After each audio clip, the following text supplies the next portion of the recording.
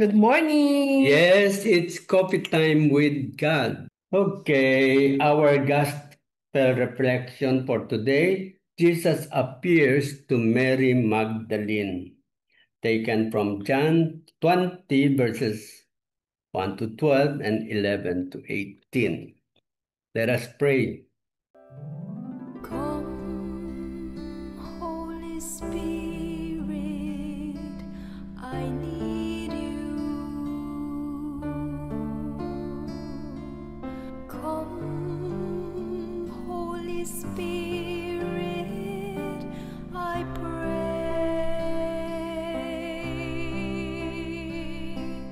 Come with your strength and your power.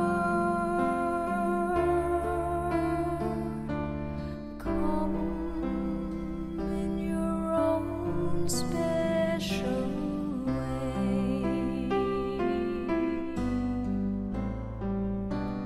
Come like a spring in the desert.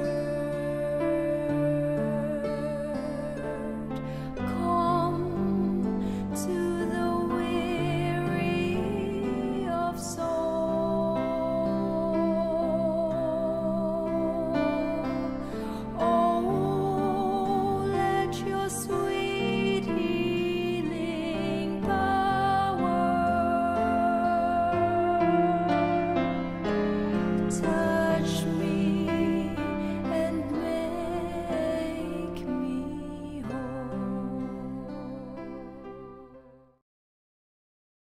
A reading from the Holy Gospel according to John. On the first day of the week, Mary Magdalene came to the tomb early in the morning while it was still dark, and saw the stone removed from the tomb. So she ran and went to Simon Peter and to the other disciple whom Jesus loved, and told them, "They have taken the Lord from the tomb, and we don't know where they put him." Mary stayed outside the tomb weeping, and as she wept, she bent over into the tomb and saw two angels in white sitting there, one at the head and one at the feet where the body of Jesus had been. And they said to her, "Woman, why are you weeping?" She said to them, "They have taken my Lord, and I don't know where they laid him." When she had said this, she turned around and saw Jesus there, but did not know it was Jesus. Jesus said to her, "Woman, why are you weeping? Whom are you looking for?" She thought it was the gardener, and said to him, "Sir, if you carried him away, tell me where you laid him, and I will take him." Jesus said to her, "Mary." She turned and said to him in Hebrew, "Rabboni," which means teacher. Jesus said to her, "Stop holding on to me, for I have not yet ascended to the Father. But go to my brothers and tell them, I am going to my Father and your Father, to my God and your God." Mary Magdalene went and announced to the disciples, "I have seen the Lord," and then reported what he told her. The Gospel of the Lord. Praise to you, Lord Jesus Christ. Yung sa akin dito yung, go to my brothers and tell them. Ano sa akin yun eh, parang feeling ko yun yung parang mission, no?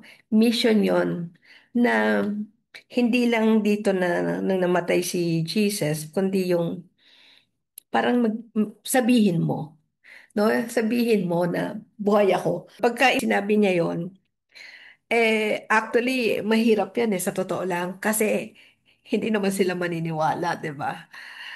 Pero nung sinabi ni God yan, go and tell them, hindi nag-doubt si Mary, go agad siya. Kasi yun yung ang sinasabi natin sa una na yung faith niya kay God. Ganun na lang. At talagang nakita niya si God. Yun yung kagandahan doon.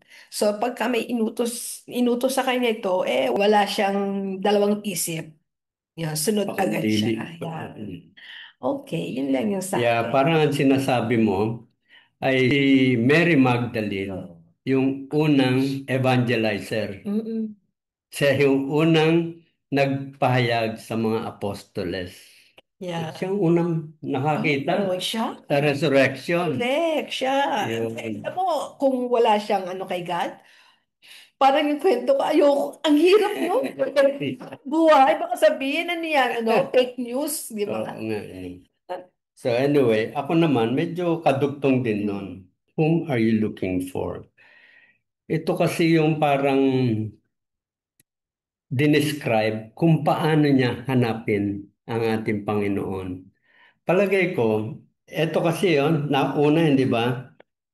Unang-una siya nagpunta ron sa tomb. Parang naniniwala siya that Jesus will resurrect on the third day.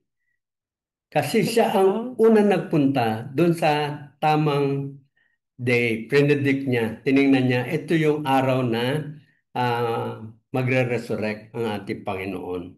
So, siya yung unang talagang naniwala at hinanap niya ang ating Panginoon. Nakita naman dito kung paano dinescribe, ano, kung paano niya hinahanap si Jesus nung nagpunta siya sa tomb. Talagang parang in search talaga. Naniniwala siya ron. Sa tingin ko, kung wala dun yung body, that will prove na nag-resurrect ang ating Panginoon. Pero hinahanap pa rin niya dahil alam niyang magpapakita pa ulit.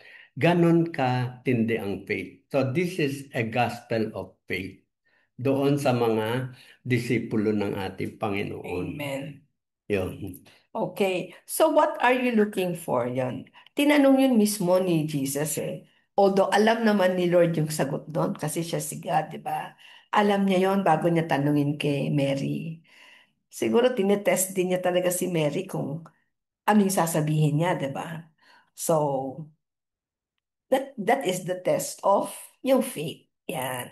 Okay, so ang ano ko, ang message niya na nakuha natin dito is yung test of faith natin. Kasi ito ang pinakamahirap na test of faith, yung mabubuhay. No? Ay alam naman natin na hindi talaga pwede yun. Yung pag namatay ka, yung mabubuhay ka.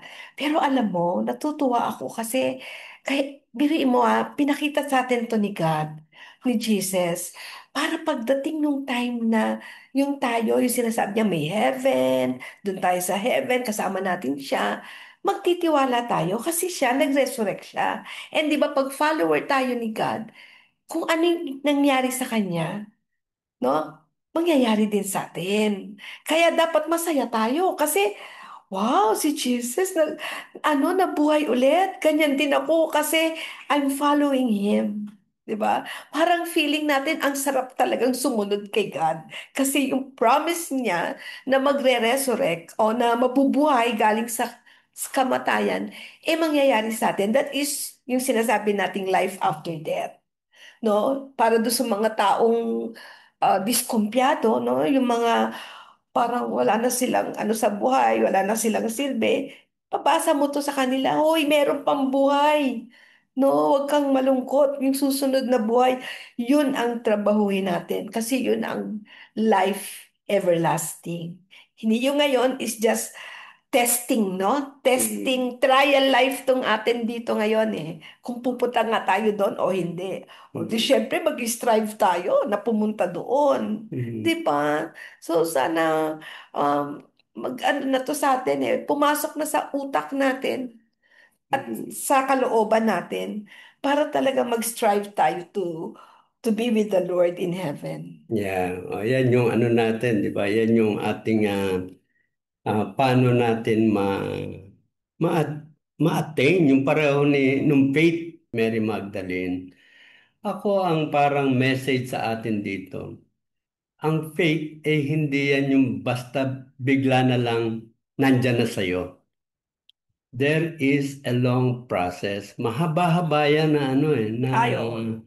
nilakbay ni Mary Magdalene, di ba? Siya kasi makasalanan siya eh. So naramdaman niya yung pagpapatawad ng ating Panginoon, naramdaman niya yung love na ibinigay sa kanya at pag-unawa sa kanya.